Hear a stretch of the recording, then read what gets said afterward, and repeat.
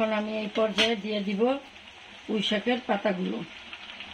খেয়াল রাখতে হবে পুঁই শাকের পাতাগুলো যাতে লালচে হয়ে না যায়।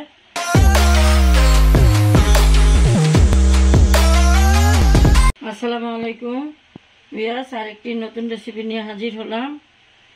দেখতে থাকো কি রান্না করতেছি। আমি কড়াইতে 2 টেবিল চামচ তেল দিয়ে দিলাম বড় সাইজের একটা পেঁয়াজ কুচি করে কাটা। এটা নাড়তে থাকবো পেঁয়াজের গন্ধটা যাওয়া পর্যন্ত। আর দিয়ে দিব কতগুলো কাঁচামরিচ। কাঁচামরিচটা একটু পেঁয়াজের সাথে ভাজলে ঘ্রাণটা ভালো লাগে, এই জন্য কাঁচামরিচটা দিয়ে দিলাম। এখন নাড়তে থাকি।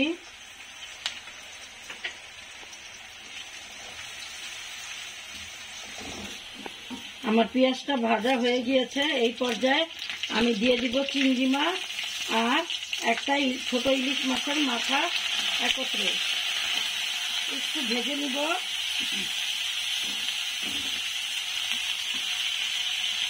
দিয়ে দিব চিংড়ি মাছের মাথা বেটে।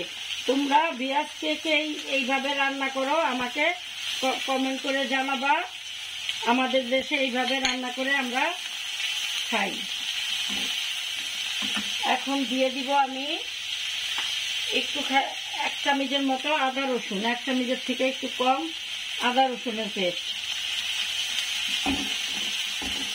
নাড়তে থাকবো যতক্ষণ পর্যন্ত আদা রসুনটা একটু ভাজা হয়।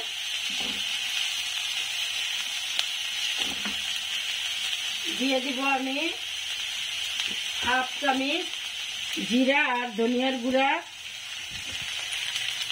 দিয়ে দিব 1/2 চামচের মতো হলুদের গুঁড়া। দিয়ে দিব 1/2 চামচের মতো মরিচের গুঁড়া।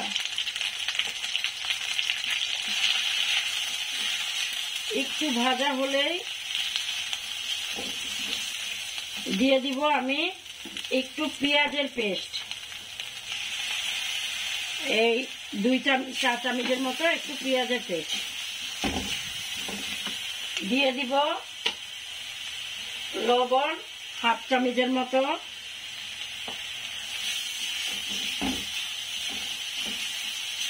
মশলাটা থেকে যখন তেল ছেড়ে যাবে,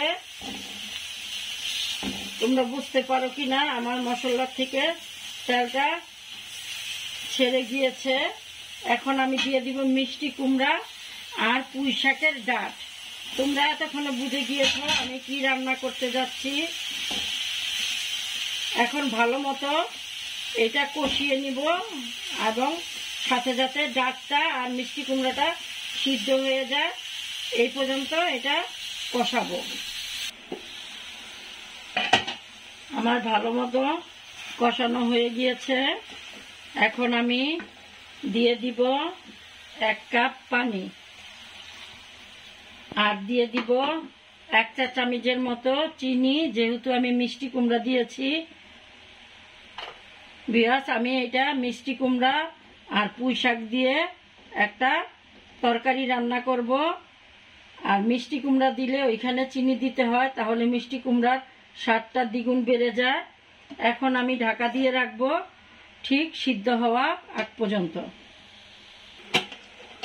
ভিউয়ার্স, আমার মিষ্টি কুমড়াটা দেখো সিদ্ধ হয়ে গিয়েছে। এই যে সিদ্ধ হয়ে গিয়েছে।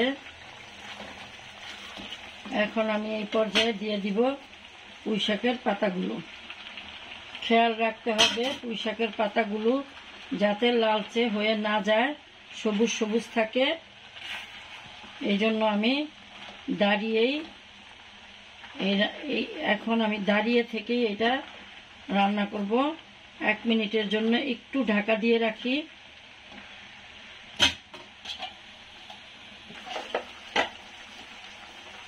দেখো আমার পুঁই শাকটা একদম সবুজ সবুজ আছে। এই পর্যায়ে আমি ধনিয়া পাতা দিয়ে দিব।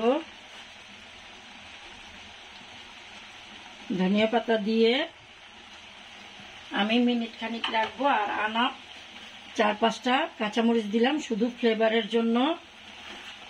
এখন একটু ঢাকা দিয়ে এই 1 মিনিটের মতো রেখে নামিয়ে তোমাদের পরিবেশন করে দেখাবো।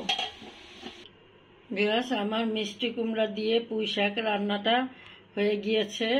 তোমরা ঠিক আমার মতো এইভাবে রান্না করে খেয়ে দেখো। ভালো লাগলে আমাকে লাইকস, কমেন্টস এবং সাবস্ক্রাইব করে দিও। আল্লাহ হাফেজ।